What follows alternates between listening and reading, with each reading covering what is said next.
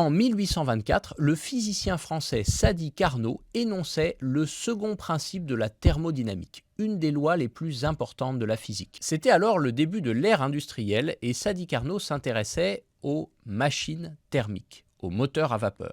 Alors, petite parenthèse, c'est pas Sadi Carnot, le président de la Troisième République, celui qu'on voit souvent sur le nom des rues, hein, c'est son oncle qui était physicien. Cette loi, elle nous dit que dans un système, à chaque fois qu'on transforme ou qu'on échange de l'énergie, il se crée de l'entropie, c'est-à-dire du désordre, et ce désordre dissipe une partie de l'énergie.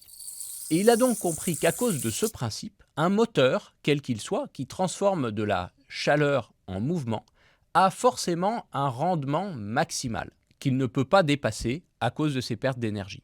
Et pendant 201 ans, on a cru comme ça que toutes les machines thermiques étaient limitées par ce rendement maximal. Mais la semaine dernière, deux physiciens de l'université de Stuttgart se sont penchés sur le cas de tout petits systèmes. Carnot avait fait ses calculs pour des gros systèmes, des turbines, des moteurs, bref, des objets à notre échelle, dans notre monde à nous.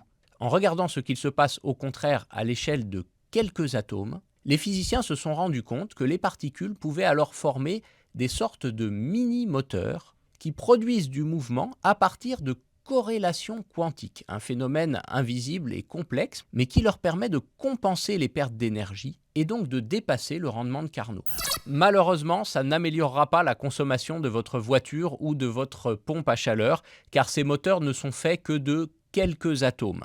Mais c'est déjà très prometteur pour imaginer, par exemple, des machines microscopiques consommant très peu d'énergie qui pourraient réaliser des opérations biomédicales de pointe ou construire des matériaux spécifiques. Mais surtout, cette découverte ouvre un nouveau champ de la physique, en étendant la thermodynamique, l'étude des liens entre chaleur et mouvement, aux échelles de l'infiniment petit.